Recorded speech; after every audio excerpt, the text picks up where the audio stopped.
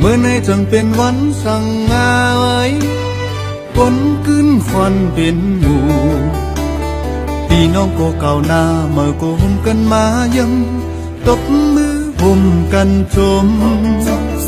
เมื่อในที่เป็นวันลีซาลอเป็นวันปล่อยเข็กกบปูหอมสองทุกปอลูกไข่เมื่อเขาเอาเกตังเมื่อนายกินแขกเป็นโฟเมกันขอเฮาสู่เป็นโฟมันเมแกสู่ต้องเฮาเป็นโฟหักเมแป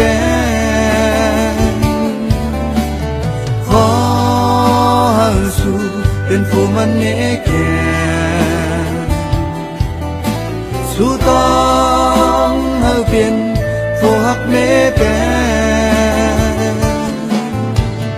เฮาสู่สองพ่อโฟแม่ในฮักกันมีวันจันทร์แบ่งกันมีวันลืมเฮาเหมือนน้ำคุ้มหม้อเด็กเมาเสียงไหลปุ่นซึม